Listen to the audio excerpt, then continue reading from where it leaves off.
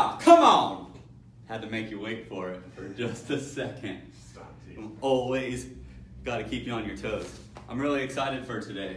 Number one, it's like my Friday, so that's always exciting. And besides that, I got to see my good friend Joseph last night because he went to the Florida Georgia Line concert right here in my backyard pretty much.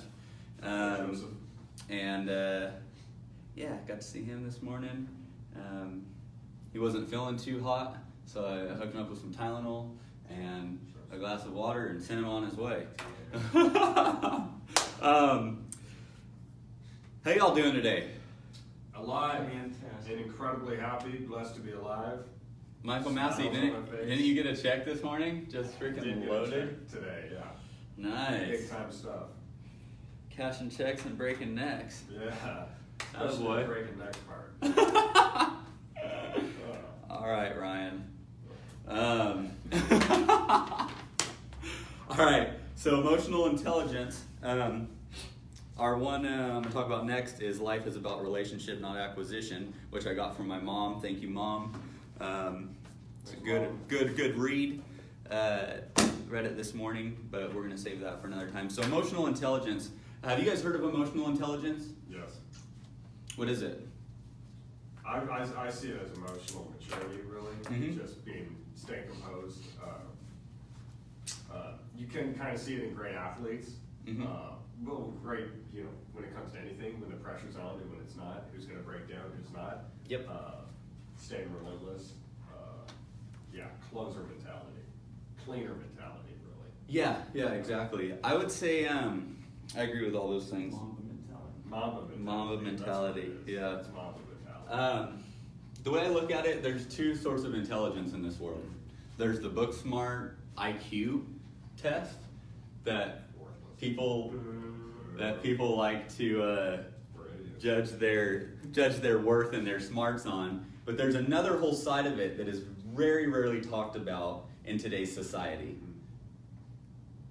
And I believe because the people with the high IQ don't want to talk about emotional intelligence because it doesn't seem that the two always go together. And emotional intelligence is the other side. So you have IQ over here, and then you have emotional intelligence. In my opinion, to run a good business, you have to have a little bit of both. But I like to lean on the side of emotional intelligence because we're in a relationship business. So in my opinion, being more intellectual on the emotional side is just as important, if not more important, than the other. We have the right people in the right places to help us with the other. We don't always have the right people in the right places to deal with the emotional intelligence part of it, and why I feel we needed to be talking about it more. And I know everyone in this room, you guys are absolutely fantastic when it comes to this stuff, and that's why we all get along so well. I'm going to go ahead and read this to you guys on emotional intelligence. It says, first, emotional intelligence is a growing self-awareness. It involves one's ability increasingly to recognize and monitor one's emotions, and it is dynamic or ongoing in that one should constantly work at growing emotionally and becoming better at reading emotions over time. Second, emotional intelligence is one's other awareness. We must become aware of not only our own emotions, but the emotions of others, the people we work with, live with, and relate to on a regular basis. Thus, we become not only more self-aware, but more aware of others as well. How do the two relate? The one can build on the other. As you become more emotionally self-aware, you become more emotionally other-aware. This growing awareness of others happens primarily as we listen to and observe people. Third, emotional intelligence involves our dealing with our emotions and acting to change the harmful ones. While it does not ignore our intellect or cognitive side, it specifically addresses our emotional side. As we become more aware of our emotions, we can better deal with them. Fourth, emotional intelligence involves our dealing with or managing the emotions of others. This is called empathy. It involves walking in others' emotional shoes. It's viewing life from their emotional perspective and building the skills to recognize their emotions and relate to them well. Emotional intelligence is separate from intellect. You can't predict emotional intelligence based on one's IQ. Emotional intelligence is a flexible set of skills that can be acquired and improved with practice. Yeah. I loved it. Very simple, but very, very true. And it's actually one of the 6 principles of Keller Williams here, in knowing thyself. That's step 1. It's the 6 P's. Knowing thyself falls into emotional intelligence, and it's really funny that Keller Williams lists it as the number 1 thing in their 6 P's. Yeah. And in my opinion, we can't understand or know someone else unless we first understand ourselves. That's why I'm always talking about You can't this. live until you understand yourself. Yeah, you can't really live. You can't. You're just, the day you're born is the day you know why you were born, like why you're on this earth. Right. Yeah. Some people go their entire lives without even knowing. That's exactly it. Sad. And I can tell you, that's why it's so important to me that we spend time in the morning with ourselves, not only being thankful for what we have, but also just getting to that next level of stillness. And you guys know what I'm talking about. This world keeps us so busy. We wake up, we go on our phones, we do this. We never get just even 5 minutes of meditating in a deeper state. And just that meditation in a deeper state and a self being, like literally feeling yourself breathe, listening to yourself breathe, listening to your heart rate.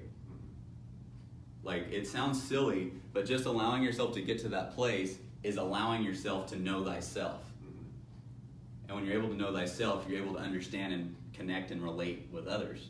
Because number 1, you felt it or you feel it. Because us as humans, the emotions are the same, right? I mean, in layman's terms, you have anger, you have happiness, you have joy, you have all these things that we all feel and contain to some degree. Everyone contains them at different levels or degrees, but we all contain them. Even though the joy we may experience might not be as much as the next person, or the fear, or whatever it is, a lot of our emotions are based on the conditions that we've been exposed to in the past.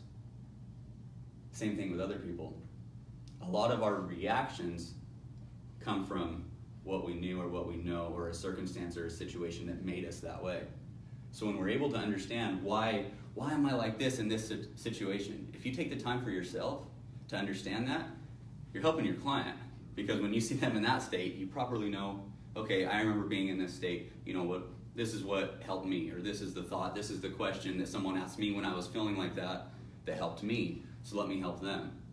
Let me tell you guys, when you guys start practicing those things more than everything else, you're actually a valuable person in this society, in this world. I don't really care about the possessions and the this and the that and the titles and it don't really matter, guys. Actually, it doesn't even matter how book smart you are. I don't really care what grade you got in high school, if you graduated from college. I'm more interested in your emotional intelligence than anything else. And the people who aren't are typically the ones that aren't able to obtain it, and that's why they go hunting after other things, and they focus on those, right? It's funny, but emotional intelligence is trying to be put to the side. You're either smart or you're dumb. That's what they want it to be. They want it to be black and white.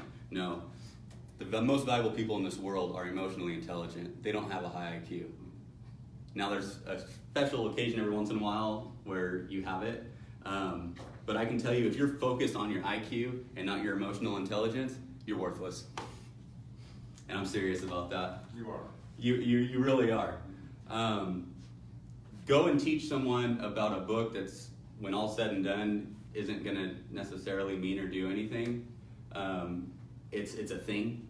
At the end of the day, these are still all things to me. It doesn't really matter. The conversation I have with you or with anyone else out there, that's valuable. I'm not saying books are bad or anything like that, but don't let the world tell you what you are and what you aren't. Because the world is deceiving. It's deceiving us every single day. The society is deceiving us. Thinking that we have to have this to be a certain something is a lie. It's a lie. We are all valuable if we focus on our emotional intelligence. Knowing thyself and being able to replicate that for others and to help them. So that's all I really wanted to talk about today. One challenge I guess I can give to you is maybe today at some point just spending a few minutes to literally be in such silence to where all you're hearing is the AC, or all you're hearing is your heartbeat or your breath, and just getting to that place and showing gratitude in that place. You'd be amazed with what happens. You would be absolutely amazed. And you start doing that a few days in a row, you start having this peace. You start being like John Walker up in this building. But I'm serious. He understands it, and he gets it. And I think you guys would agree here, anyone who doesn't know him, he's just a peaceful guy, right? You walk into a room with him, and it's like, whoa. He understands about knowing thyself. Yeah. He understands it very, very well. And by doing so, he's able to relate with others, conversate with others, and provide value at no cost, simply just by being him. Just being that peaceful being, he's able to provide value. It's so simple, you know? It's the simple things we overlook, though. We think it has to be complex. What if we just got deep within ourselves, spent time with ourselves and to know ourselves, and then we went out to the world? You don't even have to act or practice a script or do anything. You are the being that everyone else needs. It's a wild, wild thing, wild concept, and it's so much bigger than business, guys. Yeah. Yet it's one of the biggest secrets to business, but they don't talk about it. It's absolutely amazing to me. So if I can get someone to shut this down. Won't be here tomorrow, so we have no Facebook Live. I'm sorry. I still hope you guys practice your Casual Friday. Put on your nice Hawaiian t-shirt. Enjoy the day. Enjoy the weekend. Y'all are a blessing to me. Have a good one.